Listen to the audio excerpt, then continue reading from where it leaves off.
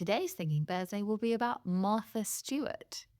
So, Martha Stewart is kind of breaking my rules because I try to look into people who didn't really get the limelight, and basically, she has had the limelight for decades.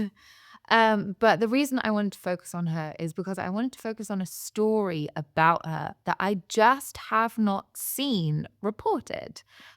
That could be that I haven't looked deep enough, but I think there's something that she has to teach us which isn't anything to do with homemaking or cooking. And that's to do with capitalism. So let's start at the beginning. So she was born on the 3rd of August, 1941, to Polish American parents. All four of her grandparents are Polish. And they raise her in a scenario where they both are teaching. So her mother was a teacher and her father was kind of a failed businessman. They had financial struggles that her father really couldn't handle. He felt perhaps that his pride was too damaged, but whatever it was, he became violent towards the children. But seemingly he wasn't really violent towards Martha. And a lot of her description about this time is that she felt most similar to her father, and that her father was very interested in perfectionism, and that he wanted them to have a garden so they could provide their own food because he couldn't put food on the table. And she was very interested in the gardening, and she described herself as the perfect daughter. However, Martha's siblings describe her father or their father as being extremely violent, and that he would use a yardstick or his belt to beat the children, and that he was very rigid about perfectionism. Now, something that we're going to talk about later pertains to this relationship she has with her father. She says that she knows she was the favorite, and it seems like she felt it was crucial that she stayed the favorite. And we'll come back to that later and how that might have formed her psychology and turned it into something that is very good for capitalism. But let's stay in her biography for now. So she was doing gardening at home and she was going to school and she was a pretty good student. She had a friend who had a brother at Yale, and Martha hadn't really dated and she was still a virgin in her late teens. And when she was recommended as the new girlfriend to her friend's brother, Andy, she was entering the relationship as a virgin, but she quickly revoked that V card and was very satisfied by it. Apparently, he was quite aggressive in bed, which she appreciated, potentially because she saw this aggression that she'd seen in her father and that paternal anger as a form of attention. And so if you have a father who's a bit dismissive, other than gardening or beating, then you might have an association with beating as being a form of loving familial attention. But I don't really think it's valid in creating conjecture around this. Some people just like high impact sex, and that's totally okay. However, what is interesting about this relationship is that Andy and Martha got married when she was 19, and they went on an extended honeymoon. And during the honeymoon, while she was in Italy, she went to see the Duomo without him. And there was a stranger there, and they just kind of had a random makeout session while Andy was still back in the hotel. And she feels that this was nothing and that it wasn't even infidelity or naughtiness, because it was just something that happened naturally in the emotions of the moment. And there doesn't seem to be either any accountability that happened at the time to take account for Andy's feelings or any remorse afterwards. And that's a key word. It's important that we note that even as a teenager, she was exhibiting this lack of remorse. That's kind of a through line with her. So they have the honeymoon. Then she has her child, Alexis or Lexi, and she finds that motherhood is really unnatural to her. She's very much of a business mind. She is not functioning well with all the affectionate emotionality that a child requires. And while she's being a mother, she decides to follow her father onto Wall Street because he'd finally managed to get a career that he's sort of cobbling a pathway with. And she finds that she's the only woman there. And her boss does kind of admit that he hired her based on her looks. Quite frankly, that if she was the stockbroker for businessmen, they weren't going to complain about having to go to a business lunch with her because she was very attractive. And she had been working as a model when she was 15. So she was a very tall blonde and had the looks and everything like that. But effectively, she got on to the stock exchange because of pretty privilege. She was doing okay on the stock exchange, except she made some big errors. So she lost her clients a lot of money. And really, the stock exchange is just gambling with prestige and moral ambiguity on a large scale. It's just betting for the rich. She was placing these bets on behalf of rich people, telling them what to bet on and bet against. And that's basically how the stock exchange works. And she made a few mistakes. And I think this damaged her idea of being very good at being a stockbroker. A through theme that I see with her is that she's not necessarily valuing other people's opinions of her. She's almost immune to how other people might see her, but she is driven by how she perceives herself. So no amount of external pressure would have made her quit something she wasn't ready to quit. After she finished at the stock exchange, her husband, Andy, had one of the most successful publishing networks in the whole of America. And so she was a housewife who then basically made a business out of being a housewife, but then turned it into a catering company. So at first, she was just doing the home dinners for all these successful people in publishing. And then that was sort of fanning out word of mouth into something that became a business. And so she started a catering business. Now, this is something that I find is really important to recognize when we're thinking about capitalism. Capitalism, most of the time, requires privilege at the beginning. She was not a self-made billionaire because she required the initial starting point of having a very successful husband who had a network who she was directly interfacing with. Basically, she was getting massive exposure from the start or from before she even made a business. She had money, she had resources, she had the people at her dinner table already. So it wasn't like she made it out of nothing. She did have a leg up at the beginning, but then it requires a certain mindset to keep utilizing those resources and those privileges and those opportunities to capitalize on them. That's an important point. So she's made this catering business. She's having, all these fabulous publishing people around. She's obviously getting into magazines and things like that. And then the natural move is to write a book. So she starts becoming a book writer of cookbooks and home economic books and this kind of thing. In total, she actually wrote 101 books. And this is a point that I want to hammer home is there is a false idea that success in capitalism is based on quality. It is not. It is based on quantity. We see this time and time again, that fast food restaurants will have higher profits than fine dining restaurants. And Martha Stewart's companies and her businesses in total are the perfect example of capitalism. They are all about quantity, not quality. And that's not to say that there isn't quality along the way, but that's not what they're about.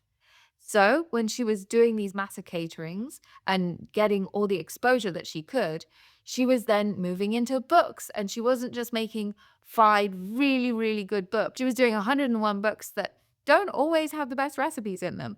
For example, anyone who tried the puff pastry wrapped turkey may have just ruined their celebration turkey. And also there's a couple of curried chicken slow cooker recipes that are not great. They're very watery and not very flavorful. Or last year she did, I think it was a lemon meringue pie with coconut layers that got a bit of bad press. But that's not to say that her work wasn't great. It's just that when you're working in that kind of quantity, not everything is going to be perfectly perfect. So we can excuse her for not having made perfection every time. But what we need to then assess is that if capitalism is pushing for quantity, not quality, you're going to end up with a large amount of low quality product. We see this all the time around the world. If you think about the fast fashion industry, the world is literally littered with low quality clothing because the biggest industries in fashion are not the high quality fashion brands. They are the low quality ones who churn out way too many clothes and support fast fashion, capitalism, and overbuying. The consumerist force goes hand in hand with capitalism. Capitalism becomes stronger by consumerism. So Martha Stewart may have made a few really good books and a hell of a lot of mediocre ones, but ultimately that's the capitalist game, to make the most, not the best. She also made over a dozen TV shows, and she had 4 magazines, which also had special editions. So you can look at her business plan as basically dominate everywhere. This is capitalist empire making in the highest degree. She wants to have as much as possible everywhere all the time. And the reason this works is if you become the most available, you become the most convenient. So, for example, the brand that she collaborated with to make products was Kmart. And she got quite a lot of slack for this because they're kind of known as being low quality. But the reason that she did that is she knew that low quality, but everywhere, is convenient, and we buy convenience. So in the end, she could make $70 million a year from Kmart, even though her products weren't particularly good quality. They were just very, very available everywhere. And this is an issue now that we see there are fewer and fewer high quality brands, because ultimately the best capitalistic game is to make the highest quantity of products and undersell everyone else until you are the only person left. So for Martha Stewart, she was so successful with having this quantity of product out there and her face in industry all over America that she became a publicly traded company in 1999. This is when she went from making 70 million through Kmart alone a year, plus whatever she was making from her magazines and TV shows and books, to becoming a billionaire with public investment. And it's interesting to note that in her becoming a billionaire, it didn't really change her perspective of how she was going to run her businesses. She's very consistent because, like I said before, she's not dependent on how other people see her.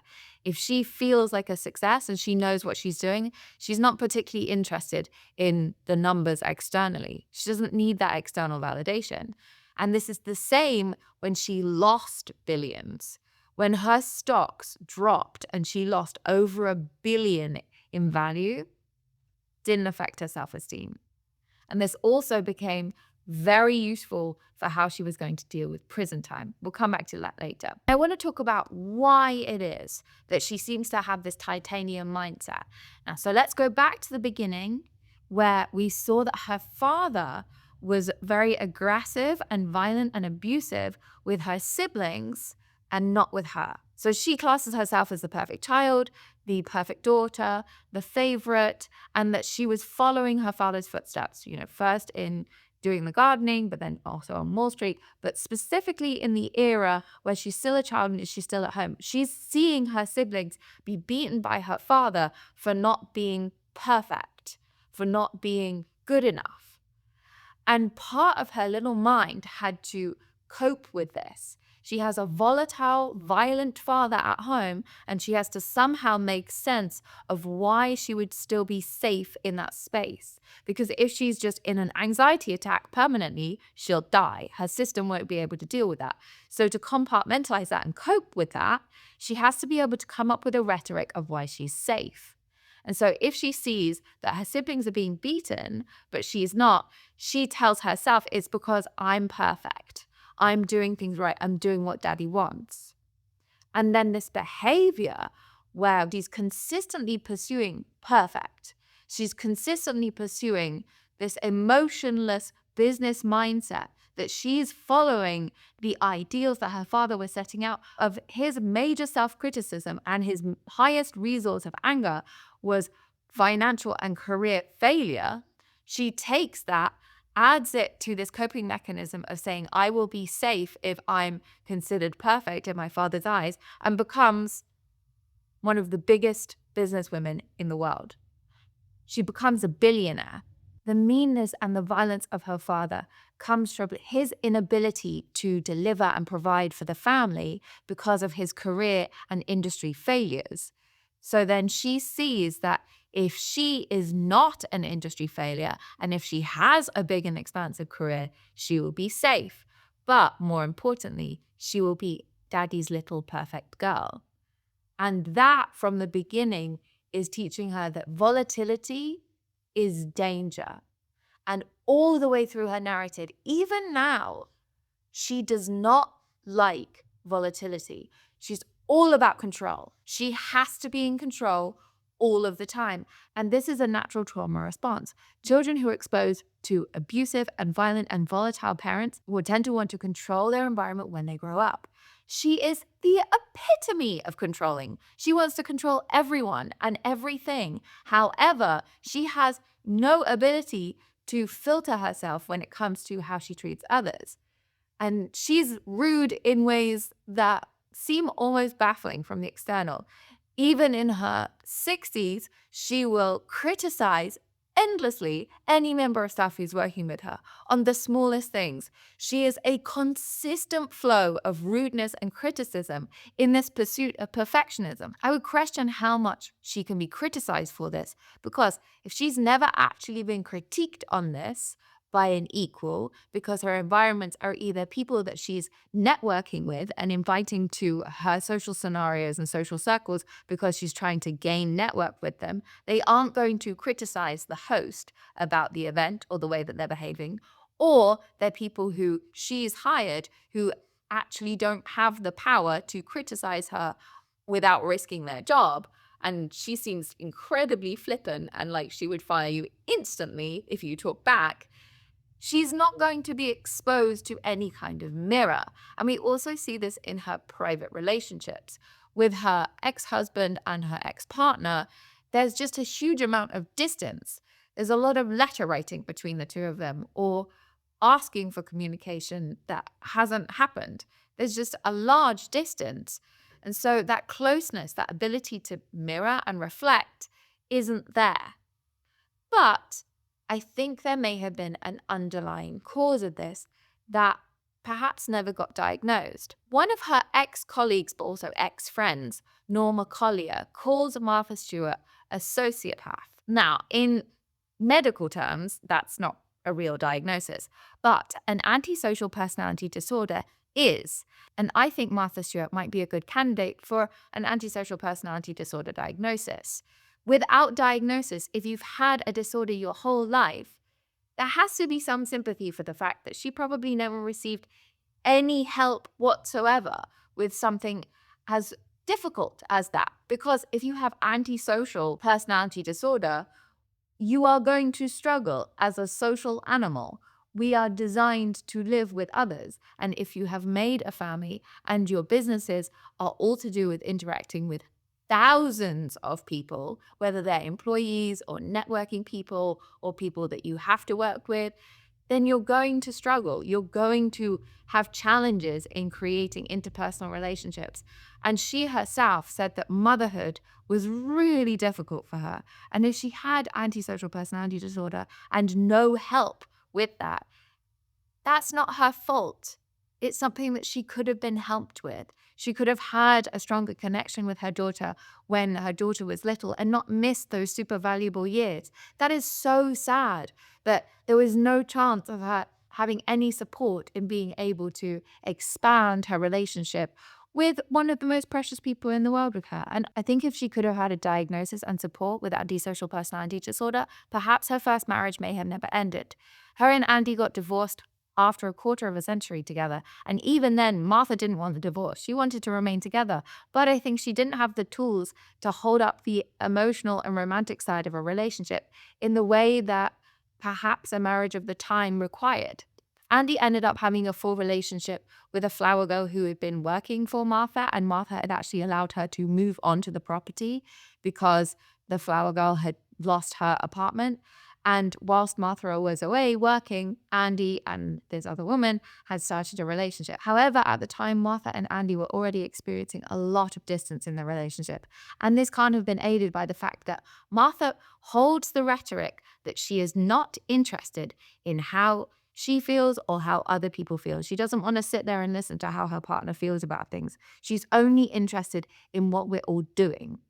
Doing is the most important thing. Fundamentally, in a marriage, doing to the level of independence that she was means that there's very little connection with your spouse. She's traveling around the world on her own. She's not really interested in checking in about feelings.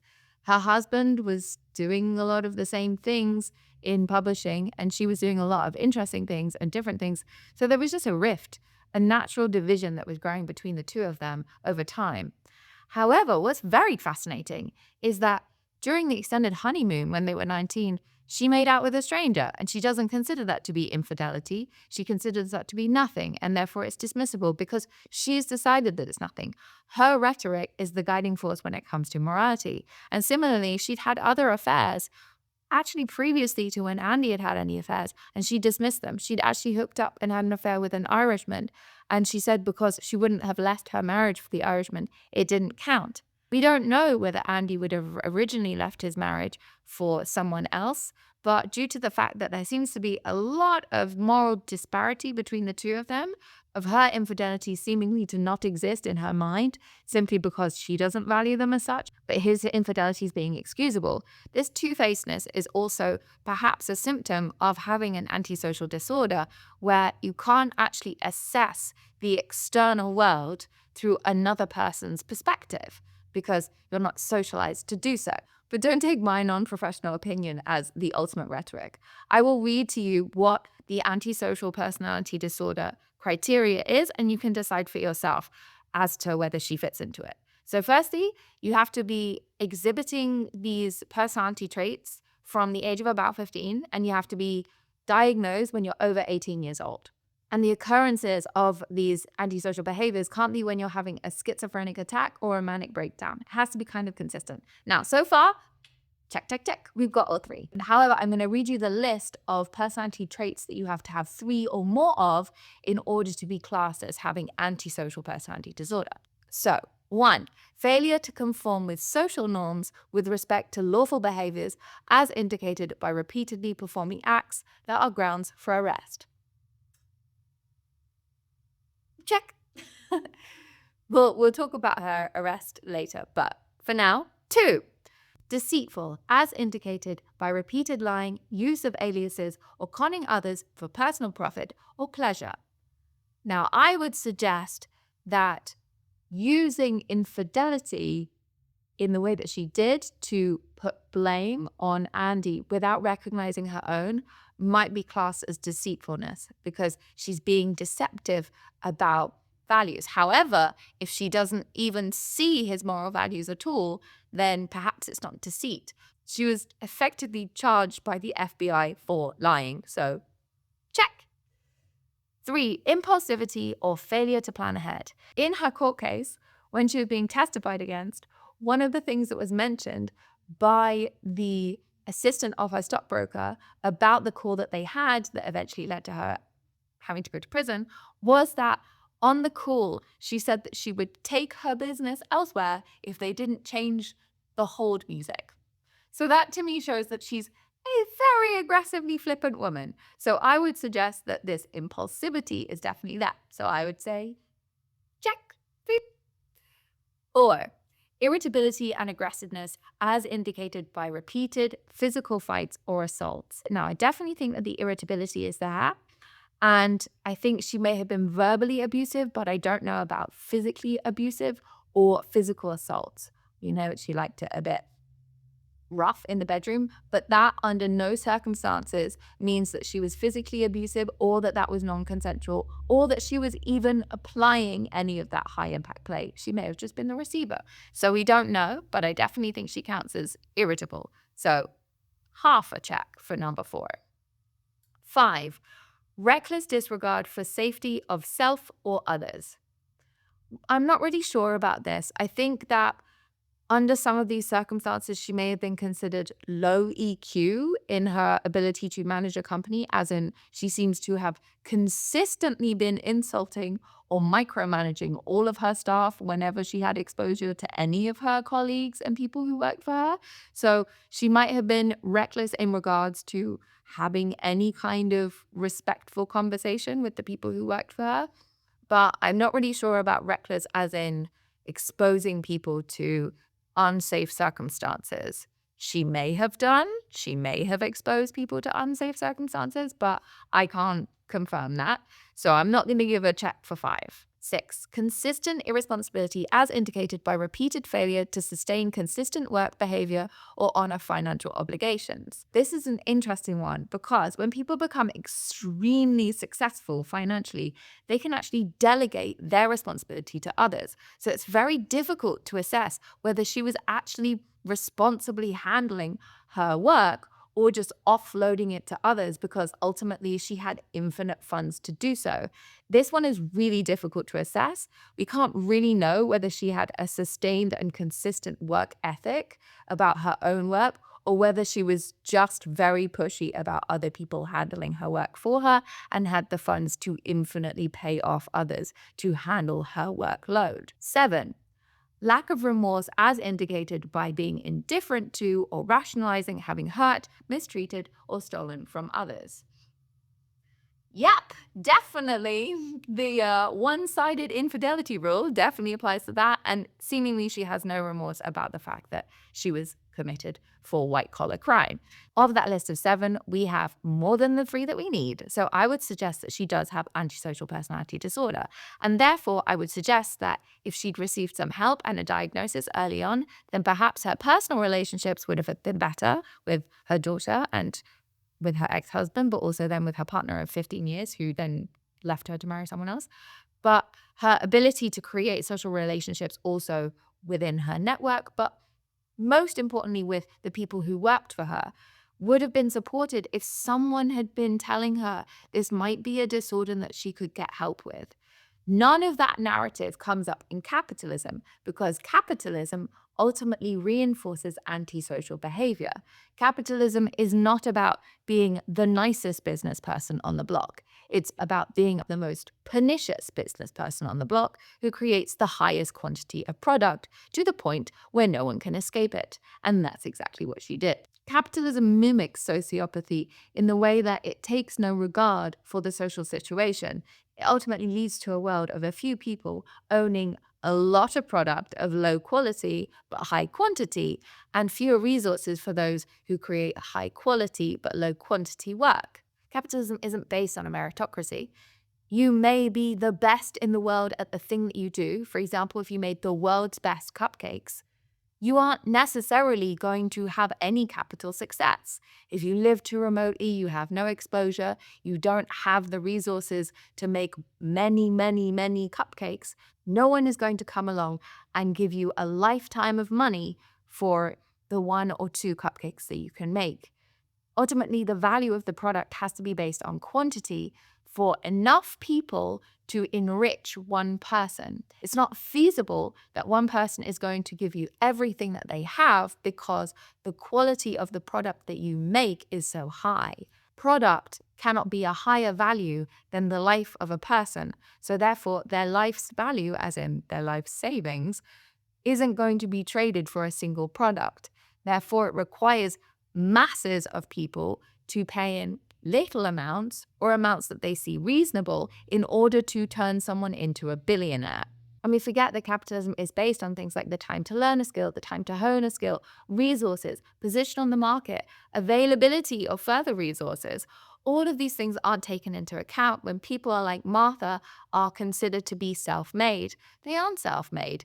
She had ample time and the financial resources to hone her skills even before she was given the entire network at her dinner table for perfect exposure. And I'm not going to say that her going to prison was her ultimate downfall, because I don't think it was. The situation that happened was that she had $45,000 of stock invested into clone systems for the anti-cancer drug Victus. And this company was owned by Sam Waxel. And Sam Waxel knew that Invictus was about to be denied FDA approval, meaning that the product wouldn't be valuable. And he told his family and friends to sell off their stock.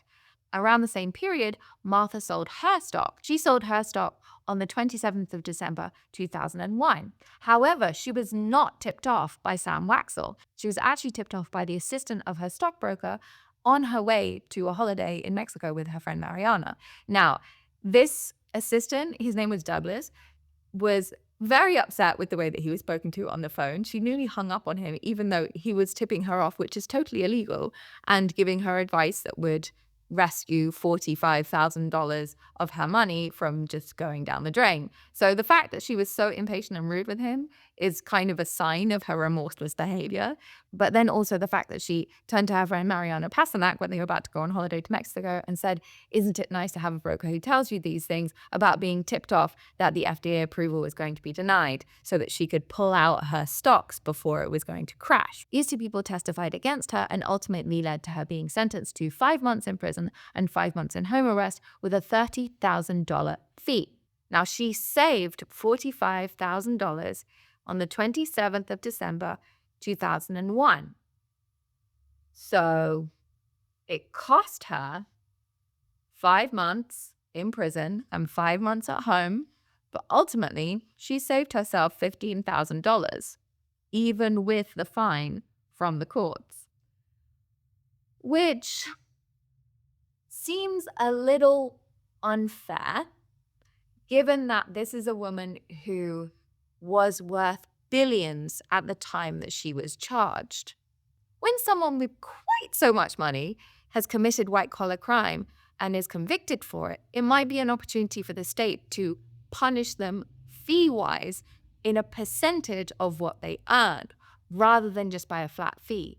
The opportunity for the state to gain money that it could put into hospitals and schools and care centers and all these kinds of things is definitely lost when you're charging $30,000 to someone who's actually saved themselves $45,000 by committing the crime in the first place. I think this should be changed so that there's a percentage rating on how much these fines are, rather than a flat fine every time. Someone who's earning less than $30,000 a year will be absolutely financially decimated by a fee like that, whereas someone like her won't. And it's an opportunity for the state to reclaim some of the money that has been pumped into this singular person. However, the fact that she was convicted in the first place seems a little bit morally dubious to me, given the fact that the original crime that she was arrested for, she was proven innocent of. She was arrested because they thought that Sam Waxel had tipped her off. He hadn't. And actually, James Comey, who was the director of the FBI at the time, tried to get Sam Waxel to say that he had tipped Martha off when he hadn't. And Waxel didn't do it. He stayed honest. James Comey then got Martha convicted for lying. Her final sentence was for conspiracy, obstruction of justice, and for giving false statements about her original selling of stock. But ultimately, James Comey was pushing Sam Waxel to lie so that they could get Martha Stewart. I think if the government wanted to, they could find that an awful lot of their lobbyists and people in power and people on Wall Street and a lot of stockbrokers are actually committing insider trading, as well as things like obstruction of the truth and false statements. I think there's a lot more white-collar crime happening than law enforcement are willing to look into. In the case of Martha Stewart, she didn't commit the crime that she was originally arrested for, and then she was found guilty of lying, effectively run by someone who was trying to get someone else to lie against her. So the moral integrity of her sentencing is questionable. However, what's not questionable is the fact that prison did not break her at all. In fact, when she was in prison, she set up a business teaching group where she taught other female prisoners how to run their own business and how to become entrepreneurs. Although it was seemingly the first time that her self-esteem had ever come under question, it was actually quite good for her because it taught her to respect others and see their struggle. She was seeing them in a situation that she herself knew firsthand was incredibly difficult, and she was helping others thrive by becoming an entrepreneurial teacher to them and teaching them how to be women of business. When she left, she had more exposure than she could ever wished for, and her companies became successful again. She's still bossing around teams of gardeners and caterers and flower girls and anything you can think of. She hasn't in any way expressed any remorse for any of the actions that she had, but ultimately that might be because she has an undiagnosed disorder. I don't know, but perhaps someone could offer that to her to help her rebuild the relationships that she may have destroyed in her life, because it seems like there's a lot of people who have worked with her or been close to her who really, really don't like her. And some of those relationships could be repaired with help. I don't know whether she'd be interested in that because, like I said at the beginning, she's not interested in feelings. She's only interested in doings. Ultimately, we can learn a lesson here from someone who has antisocial behaviors and how that can lead to extreme success in a capitalistic system where you simply do not care how the people who work for you feel, and you do not care about who your opponents are on the market, and you do not care about having the most quality product. You simply are going to do and do and do without feeling. And then if you get convicted, you will go to prison and you will do just fine. Ultimately, prison is there to break people by loosening their sense of self-esteem so that they will take on the narrative of the state rather than the narrative they had about themselves before. If you have an unquestionable sense of self-esteem that is not based on the opinion of others, but simply your own capacity to do, you can show yourself time and time again that you are valuable. And this is part of the strength that I think Martha teaches us. If you ultimately can prove to yourself over and over by your actions that you are valuable, then your sense of self-esteem becomes somewhat titanium.